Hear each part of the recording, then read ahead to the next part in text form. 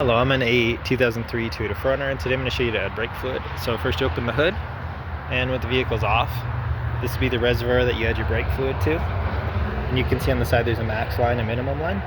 But I'd double check your owner's manual or a good online source that the liquid you've got is the best match for your particular make and model.